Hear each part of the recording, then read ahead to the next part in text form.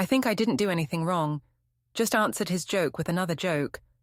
But this morning, a courier handed me divorce papers, and now everyone's acting like I'm the bad guy for being honest. Before we dive deeper into this story, I have one small request. Please subscribe, drop a like, comment, and hit that hype button to boost this channel so more people can discover these incredible stories. The living room felt smaller than usual that Tuesday evening. Simon sat on our beige sectional, laptop balanced on his knees, pretending to work while I folded laundry nearby. Our 8-year-old daughter Ella was upstairs, supposedly doing homework but probably playing on her tablet. "You know, Marc asked about you today," Simon said without looking up from his screen. His voice carried that casual tone he used when he was fishing for information. I paused mid-fold, holding one of his work shirts. Marc Turner, Simon's old college buddy who'd been conspicuously absent from our social gatherings for the past year. "Oh, really? That's nice of him to remember I exist." Simon finally glanced up, his brown eyes studying my face. He seemed awkward about it, like he wanted to say something but couldn't quite get it out.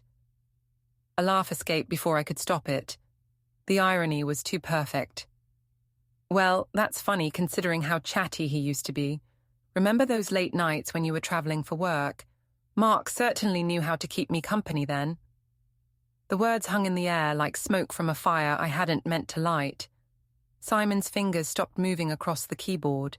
His face went through several expressions: confusion, realization, then something I'd never seen before. A cold, calculating look that made my stomach clench. "What did you just say?" His voice was barely above a whisper. I forced another laugh, trying to backtrack. "Oh, come on, Simon. It was just a joke. You're being so dramatic about everything lately. Can't a wife make a little joke without her husband getting all insecure?" But Simon wasn't laughing. He closed his laptop with a sharp snap and stood up. "A joke about what exactly, Eulalia?" "About Marc being chatty. About him keeping me company. God, you're really going to make me explain a simple joke?" I rolled my eyes, hoping the gesture looked more confident than I felt. "You know how Marc is, always talking, always hanging around. That's all I meant." "Is it?" Simon's voice was getting quieter, which somehow made it more terrifying than if he'd been yelling. "Because the way you said it, the way you're looking right now." From upstairs came the sound of Ella's bedroom door opening. "Mommy, Daddy, why are you talking so loud?" "Everything's fine, sweetheart," I called up, shooting Simon a warning look, just discussing some boring adult stuff. But Simon was already walking toward the stairs. "I'll tuck you in tonight, Ella. Mommy and I are done talking." The emphasis on done sent a chill down my spine. I watched him climb the stairs, his shoulders rigid with tension I'd never seen before. Usually, when we argued, Simon would get frustrated and then try to talk things through. This silence was different, dangerous. I pulled out my phone and quickly typed a message to Nina, my coworker and closest confidant. "He's being so dramatic. Can you believe this? Made a tiny joke and now he's acting like I committed murder or something." Nina's response came back within minutes. "What kind of joke? You didn't actually—" I stared at her message, my thumb hovering over the keyboard. What exactly had I done? It started as harmless flirtation when Simon was traveling so much for his IT consulting job. Marc would come over to help with yard work or fix things around the house. We'd have a few drinks, laugh about old times, and yes, sometimes those laughs turned into something more. But it wasn't serious. It wasn't love. It was just convenient. Lonely nights filled with someone who made me feel desired again. Someone who didn't take me for granted the way Simon did after 12 years of marriage. I typed back. It was nothing. Just some harmless fun when S was traveling. Marc's making it weird now by avoiding us. The 3 dots appeared and disappeared several times before Nina finally responded. "Earl, maybe you should have kept that to yourself." Upstairs, I could hear Simon's voice reading Ella a bedtime story. His tone was gentle and warm with our daughter, nothing like the ice-cold way he'd spoken to me. When he came back downstairs an hour later, he walked straight past me to the guest room. "Simon, wait," I called after him. "We need to talk about this." He paused at the guest room door but didn't turn around. "No, Eulalia, we really don't. Not tonight." The door closed with a soft click that somehow sounded final. I sat alone in our living room, surrounded by half-folded laundry, trying to figure out how a simple joke had blown up so spectacularly.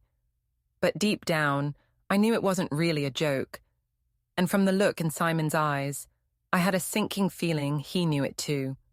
The break room at Morrison & Associates buzzed with the usual morning chatter when I arrived Wednesday, with my coffee and bagel. I'd barely slept, replaying the conversation with Simon over and over, trying to figure out how to fix things. "You look terrible," Nina observed, sliding into the chair across from me. Her perfectly styled blonde hair and crisp blazer made me feel even more disheveled than usual.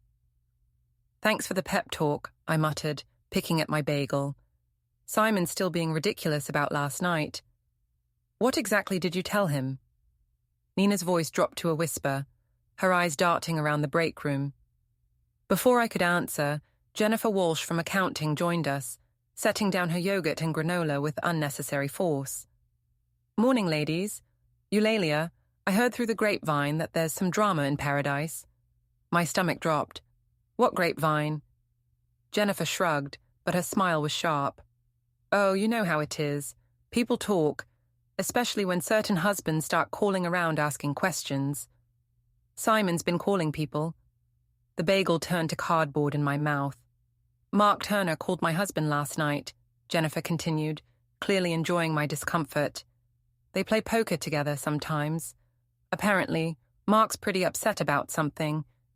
Says he can't be around you and Simon anymore because of some situation." Nina shot Jennifer a warning look, but the damage was done. I could feel my carefully constructed world starting to crumble around the edges. "It's not what people think," I said quickly.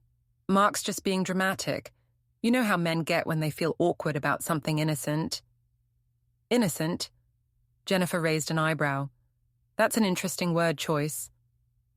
I spent the rest of the morning fielding subtle questions and not-so-subtle stares from co-workers. By lunch, I was desperate for some real support, so I called my sister Jenna. "Hey, what's up?" Jenna answered on the third ring, sounding distracted. "I need to talk to someone sane," I said, closing my office door. "Simon's having some kind of breakdown over nothing, and now it's affecting my work life too." "What happened?" I gave her the sanitized version. A misunderstood joke, Simon overreacting, Marc being weird about old friendships. Jenna listened without interrupting, which should have been my first warning sign. "Eul," she said finally, "are you telling me everything?" "Of course I am. Why would you ask that?" "Because I've known you for 32 years, and you have a very specific tone when you're not being completely honest. It's the same tone you used when you told Mom you didn't break her vase when we were kids."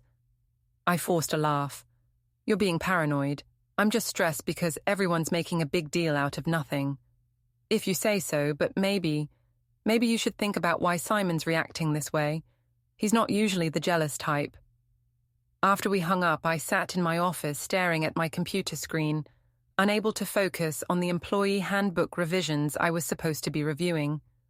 Through my glass door, I could see co-workers clustering in small groups, their voices too low to hear, but their glances in my direction unmistakable. Around 3 o'clock, I overheard Jennifer talking to 2 other women by the copy machine. "She's not who I thought she was," Jennifer was saying. "I mean, we all complain about our husbands sometimes, but this is different. This is calculating."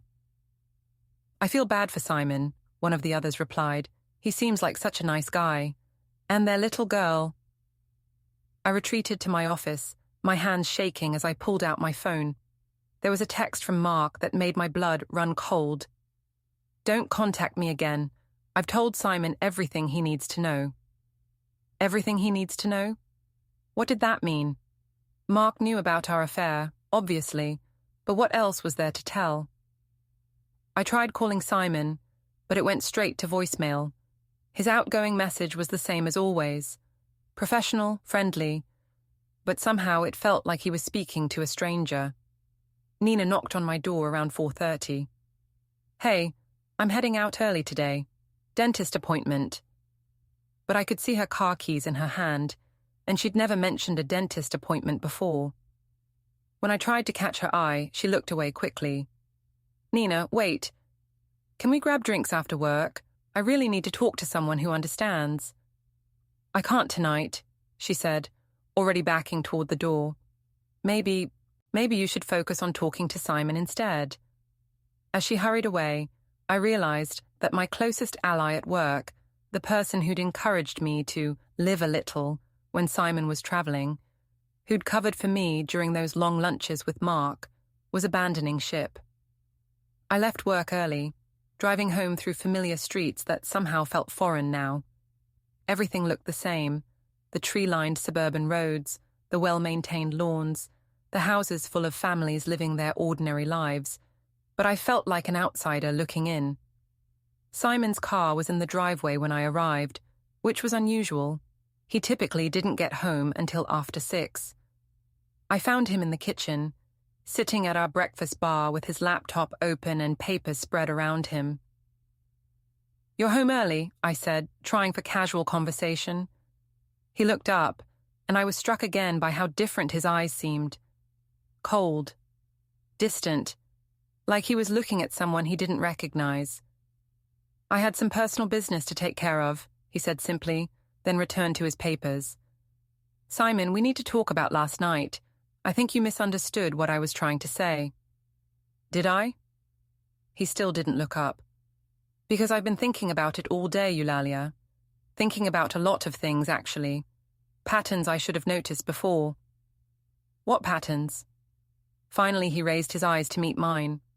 "The late nights when I was traveling, your phone always being face down, the way Marc stopped coming around about a year ago, the way you've been different lately, distant, distracted, critical of everything I do." My heart was pounding, but I forced myself to stay calm. "You're reading things into innocent situations. This is exactly what I was talking about. You're being paranoid and insecure." Simon's laugh was bitter. "You know what's funny? I called Marc this morning." The world tilted slightly. "You what?" I called him, asked him directly what's been going on. Want to know what he said? I couldn't speak, couldn't breathe. He said he's been carrying around guilt for months.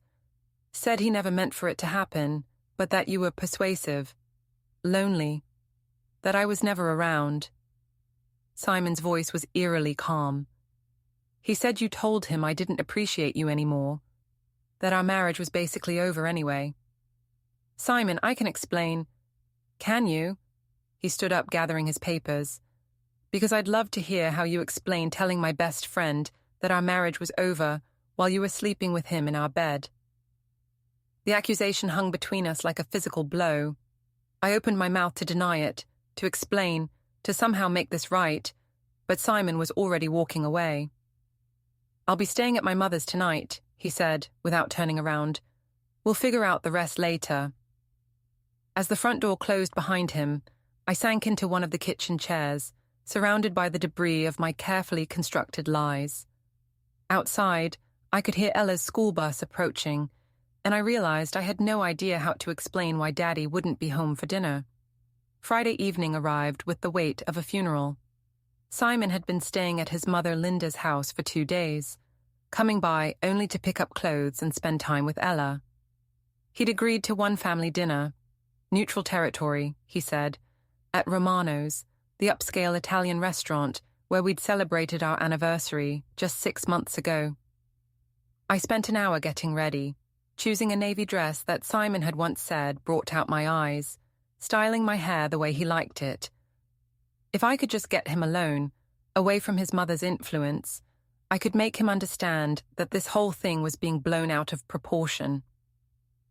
Linda was already seated when I arrived, her silver hair perfectly coiffed, her expression glacial. She'd never been warm toward me, but this was different. This was active hostility. Eulalia, she said with a tight nod as I approached their table. Linda, you look lovely. I kept my voice bright, determined to kill her with kindness. Simon stood to pull out my chair, ever the gentleman, but he didn't meet my eyes. He looked tired, older somehow, like he'd aged years in just a few days. Where's Ella? I asked, settling into my seat. She's with my neighbour's granddaughter, Linda replied crisply. We thought it best to have an adult conversation without little ears around. The way she emphasized adult made my skin crawl, but I forced a smile. Of course, that's very thoughtful. We ordered in uncomfortable silence, the server clearly sensing the tension radiating from our table. I tried several times to start light conversation, asking about Simon's work, commenting on the restaurant's new decor, mentioning a funny thing Ella had said, but every attempt fell flat. Finally, Linda set down her wine glass and fixed me with a stare that could have frozen hell over. So, Eulalia, Simon tells me you've been having some interesting conversations lately. My stomach clenched, but I kept my expression neutral. I'm not sure what you mean. About Marc Turner, about your friendship with him. The word friendship dripped with disdain. I glanced at Simon, hoping for some sign of support, but he was studying his pasta like it held the secrets of the universe. I think there's been a misunderstanding, I said carefully. Simon misinterpreted something I said as a joke, and now everyone's making it into something it wasn't. Linda's laugh was sharp and humorless. A joke? Is that what we're calling adultery these days? The word hit me like a slap. Several nearby diners glanced our way, and I felt heat creeping up my neck. Linda, please, we're in public. Oh, now you're concerned about public appearances. She leaned forward, her voice low but venomous. Where was that concern when you were sleeping with my son's best friend in his own home? That's enough. Simon's voice was quiet but firm. Mum, we agreed to keep this civil. Civil? Linda turned to her son, her eyes flashing. She destroyed your marriage, humiliated you in front of your friends, and you want me to be civil? I felt the walls closing in. Other diners were definitely staring now, their conversations dropping to whispers as they strained to hear our family drama unfold. I haven't destroyed anything, I said, my voice rising despite my efforts to stay calm. You're all making a big deal out of nothing. So what if Marc and I got a little close when Simon was never around? It didn't mean anything, it was just comfort, companionship. The word sounded weak even to my own ears, but I pressed on. Simon was traveling 3 weeks out of every month. I was lonely. I was raising our daughter basically as a single parent while he built his precious career. Marc was there. He listened to me. He made me feel like I mattered. By sleeping with you, Linda said flatly. It wasn't supposed to happen. It just did. These things happen in marriages. It doesn't have to be the end of the world. Simon finally looked up from his plate, and the expression on his face made my blood run cold. These things happen, he repeated slowly, in marriages. Simon, you know what I mean. We've been together for 12 years. Things get stale. People make mistakes. It doesn't have to define everything. How long? His voice was barely audible. What? How long were you sleeping with my best friend in our bed while I was working to support our family?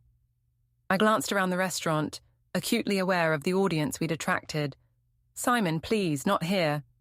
How long? The question hung in the air like a blade. I could lie, minimize it, but something in Simon's eyes told me he already knew. A few months, I whispered. 8 months, Simon corrected, his voice growing stronger. Marc told me everything, Eulalia. 8 months of lying to my face. 8 months of me coming home from business trips and kissing you hello while you were carrying on with my best friend. Tears started flowing down my cheeks, but they felt calculated somehow, like my body was performing grief rather than feeling it. It wasn't like that. It wasn't planned. We never meant to hurt you. But you did it anyway. Linda's voice cut through my tears like ice. You made the choice over and over again for 8 months. You don't understand, I said, turning to address the older woman. You've been married to the same man for 40 years. You don't know what it's like when the spark dies, when you feel invisible in your own marriage. I know what it's like to honor your vows, Linda replied coldly. I know what it's like to work through problems instead of running to the nearest available man.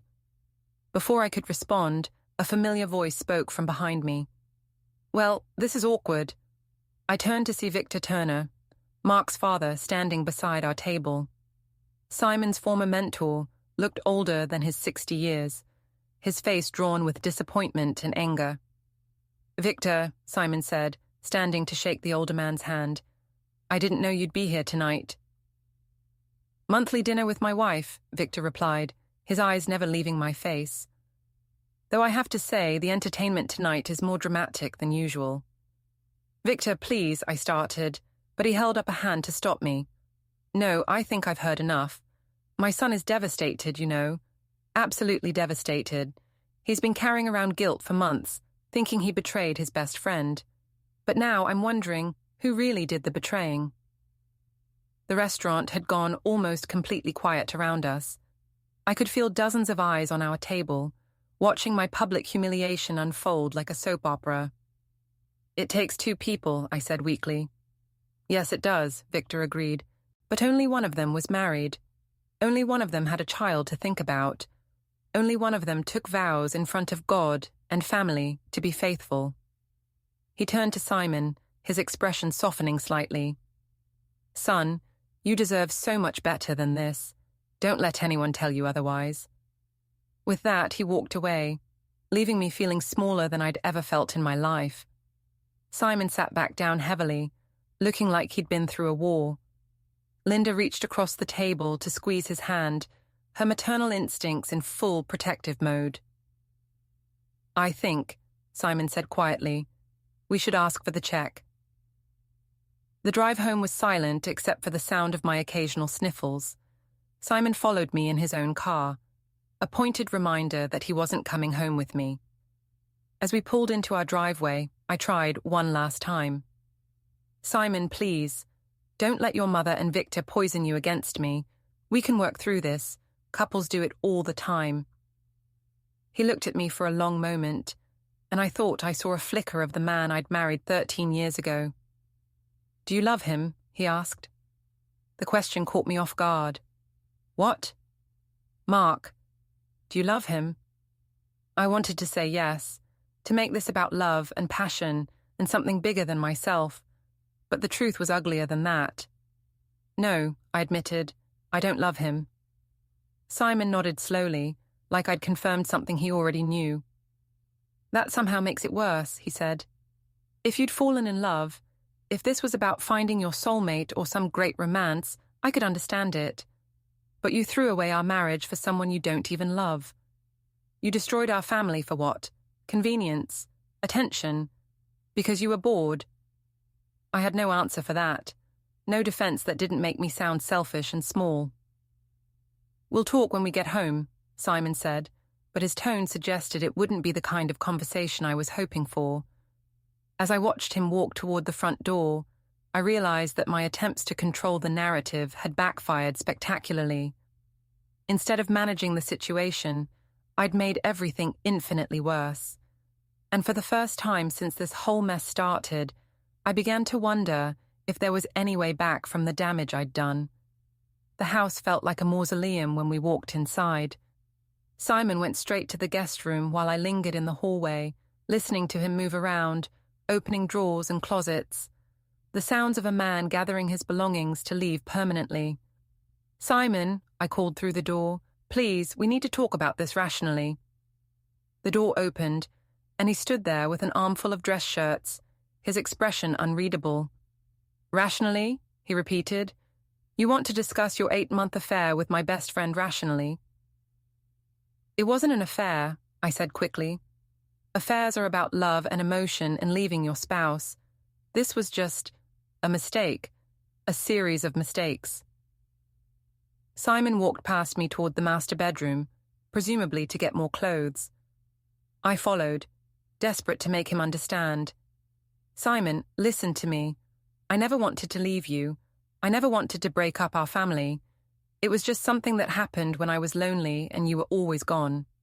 He paused in front of our dresser, his hands gripping the edge so tightly his knuckles went white. So, this is my fault, because I was working to support our family. That's not what I'm saying. I'm saying that marriages go through rough patches. People make mistakes. It doesn't have to be the end of everything. Simon turned to face me, and I was startled by how calm he looked. The hurt and anger from the restaurant had been replaced by something colder, more dangerous. Tell me about the first time, he said. What? The first time you slept with Marc. I want to know how it happened. I stared at him, trying to figure out if this was some kind of trap. Why would you want to know that? Because I'm trying to understand how my wife of 12 years decided to start fucking my best friend. Walk me through it, Eulalia. Help me understand the rational thought process. The crude language was so unlike Simon that it felt like a slap. He never talked like that, especially not about intimate things. It wasn't planned, I said carefully. You were in Chicago for that 2-week project. Marc came over to fix the leaky faucet in the guest bathroom. We had some wine afterward, started talking about old times, and then you decided to have sex with him in our bed. It wasn't like that. It just happened. One thing led to another. One thing led to another, Simon repeated slowly, like you accidentally fell onto his penis. Don't be crude. Don't be crude. Simon's calm facade cracked slightly. You fucked my best friend in our marital bed while our daughter was sleeping down the hall, and you're worried about me being crude. I flinched at his language but pressed on. It was a mistake, Simon, a moment of weakness, but then you came home and everything went back to normal, and I thought that was the end of it. But it wasn't. No, I admitted, it wasn't. How many times, Eulalia? Simon, please, this isn't helping anything. How many times did you have sex with Marc in our house? In our bed? While I was working to pay for this house and our daughter's school and your car and everything else? I could see where this was heading, and I didn't like it. I don't know. I didn't keep count. I did. Simon pulled out his phone and opened what looked like a notes app.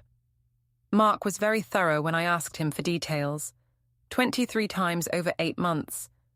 Usually when I was traveling, but twice when I was just working late. The specificity of it made my stomach churn. He told you that? He told me everything. Dates, times, positions. He's been carrying around a lot of guilt, apparently. Felt like confession was good for his soul. I sank onto the edge of our bed, the same bed where Marc and I had. The irony wasn't lost on me.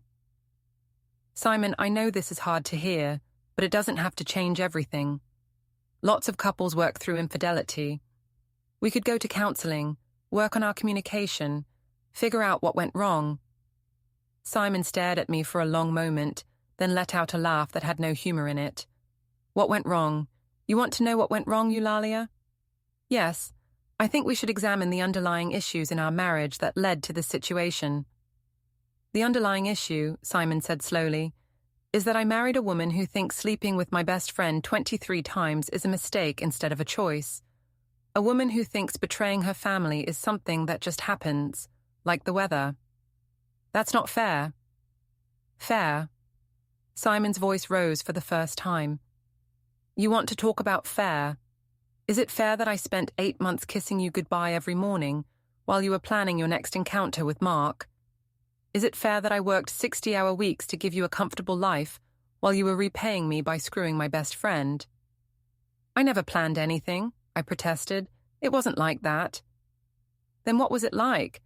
Explain it to me, because I'm having trouble understanding how someone accidentally has an affair for 8 months. I searched for words that would make him understand, but everything I thought of sounded selfish or petty or just plain wrong. I was lonely, I said finally. You were gone all the time. Ella was going through that difficult phase where she didn't want to spend time with me. I felt invisible in my own life. So you decided to become visible by sleeping with Marc. It wasn't about visibility, it was about feeling wanted, feeling appreciated. Marc listened to me, Simon. He made me feel like I mattered. And I didn't. The question hung in the air between us. I wanted to say that of course he made me feel wanted, but the truth was more complicated than that. You were always distracted, I said carefully. Always thinking about work or Ella's school or the house payments or something else. When was the last time we had a real conversation? When was the last time you looked at me like you actually saw me? Simon was quiet for a long time, and I thought maybe I was finally getting through to him. You're right, he said finally. Hope fluttered in my chest. I am? You're absolutely right. I was distracted. I was focused on work and Ella and keeping our life together. I took you for granted. I stopped seeing you as a woman and started seeing you as just my wife, the person who would always be there. Simon. But here's the thing, Eulalia. When I felt disconnected from you, when I felt like we were drifting apart, do you know what I did? I shook my head. I worked harder. I took on more projects so I could make more money, so I could give you and Ella a better life. I thought if I could just get us to a more comfortable place financially, we'd have more time together, more opportunities to reconnect. He sat down on the bed beside me, but not close enough to touch. I never once thought about sleeping with someone else. Not once, in 12 years of marriage, did I consider betraying you. Even when things were difficult between us, even when I felt lonely or unappreciated, it never occurred to me to find comfort in another woman's bed. The words hit me like physical blows. That's different. Men and women handle loneliness differently. Do they? Or do some people handle commitment differently than others?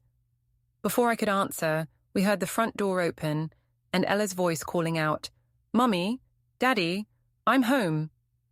Simon stood up immediately. I'll get her settled and then we'll finish this conversation.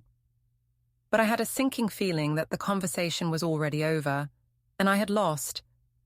As I listened to Simon's warm, loving voice greeting our daughter downstairs, I realized that I had been operating under a fundamental misunderstanding. I thought this was about forgiveness and moving forward. I thought this was about working through problems and rebuilding trust. But Simon wasn't trying to save our marriage. He was trying to understand how it had died. And for the first time since this whole mess started, I began to wonder if it was too late to bring it back to life. Monday morning arrived with all the subtlety of a sledgehammer. I woke up alone in our king-sized bed, the empty space beside me, a stark reminder of how much had changed in just a few days. Simon had spent the weekend at his mother's, coming by only to take Ella to her soccer game and pack more of his belongings. I was making coffee when I heard his key in the front door. My heart jumped. Maybe he was coming home. Maybe we could talk rationally now that we'd both had time to process everything. But when Simon walked into the kitchen, he wasn't alone. A woman in a navy suit followed him, carrying a leather briefcase and wearing the kind of professional smile that made my blood run cold. "Eulalia," Simon said, his voice carefully neutral. "This is Patricia Hoffman. She's an attorney." The coffee mug slipped from my fingers, shattering on the kitchen floor. "A what?" Patricia Hoffman stepped forward, extending her hand. "Mrs. Vane, I represent your husband in some legal matters he'd like to discuss with you." "Legal matters?" I stared at Simon, searching his face for some sign of the man I'd married. "Simon, what is this?" "Please sit down," Patricia said, settling herself at our breakfast bar like she owned the place. "We have several documents to review." "I don't want to review documents. I want to talk to my husband." I turned to Simon, desperation creeping into my voice. "Simon, please. We can work this out ourselves. We don't need lawyers." Simon's expression didn't change. "Actually, Eulalia, I think we do." Patricia opened her briefcase and pulled out a thick stack of papers. "Mrs. Vane, your husband is filing for divorce on grounds of adultery. He's also seeking primary custody of your daughter." The words hit me like a physical blow. "Custody? Simon, you can't be serious." "I'm very serious." Simon's voice was calm, almost clinical. I've been documenting everything, Eulalia. The affairs, the lies, the impact on Ella. What impact on Ella? She doesn't know anything about this. Patricia consulted her notes. According to Mr. Vane, your daughter has been asking why Daddy seems sad lately. She's been drawing pictures of the family that show concerning themes, and she was present in the house during at least some of your encounters with Mr. Turner. My face burned with shame. She was asleep. She never knew anything. Children sense more than we think they do, Patricia continued smoothly. Mr. Vane has also documented your recent erratic behavior, your attempts to manipulate the narrative around your infidelity, and your refusal to take responsibility for your actions. I looked at Simon, really looked at him, and saw a stranger. This methodical, calculating man wasn't the person I'd married. Simon was emotional, reactive, quick to forgive. This person sitting across from me was someone else entirely. "Who are you?" I whispered. "I'm someone who's finally seeing clearly," Simon replied. "I spent the weekend thinking about everything, Eulalia. Not just the affair, but the months leading up to it. The way you've been treating me, treating Ella, treating our marriage." "I've been a good mother." "Have you?" Simon interrupted, "because I remember a lot of evenings when you were working late or out with Nina while I handled bedtime routines. I remember Ella asking me why Mommy was always on her phone during dinner. I remember you snapping at her for interrupting your conversations. Each accusation felt like a knife between my ribs, mainly because they were true. I was going through a difficult time." "You were having an affair," Patricia interjected, "and now we need to discuss the practical implications of that choice." She slid several documents across the table. "Divorce petition, custody arrangement, division of assets. Mr. Vane is being quite generous, considering the circumstances." I stared at the papers without really seeing them. Generous? "He's offering you 50% of marital assets despite your infidelity, and he's willing to consider shared custody if you complete counseling and demonstrate consistent, appropriate behavior." "Shared custody of my own daughter." My voice was rising, but I couldn't help it. "She's my child, Simon. You can't just take her away from me." "I'm not taking her away," Simon said quietly. "I'm protecting her from an unstable environment." "Unstable? I'm her mother." "You're a mother who brought her lover into her child's home," Patricia said bluntly. "You're a mother who lied to her husband for 8 months while conducting an affair. You're a mother who, when confronted with the consequences of her actions, has shown no genuine remorse or accountability." The room was spinning. This couldn't be happening. People didn't get divorced over mistakes. Families didn't fall apart because of a few months of poor judgment. "Simon, please," I said, reaching across the table toward him. "Don't do this. Don't destroy our family over something that's already over. Marc and I aren't seeing each other anymore. It's done. We can move forward." Simon looked down at my hand, then back at my face. "It's not about Marc, Eulalia. It's about you. It's about the person you've shown me you really are." "I'm the same person I've always been." "No," Simon said firmly. "You're not. The woman I married wouldn't have done this. The woman I married wouldn't have looked me in the eye for 8 months while carrying on with my best friend. The woman I married wouldn't have tried to gaslight me into thinking this was somehow my fault." Patricia cleared her throat. "Mrs. Vane, you have 30 days to respond to these filings. I'd recommend you retain counsel." "I don't want counsel.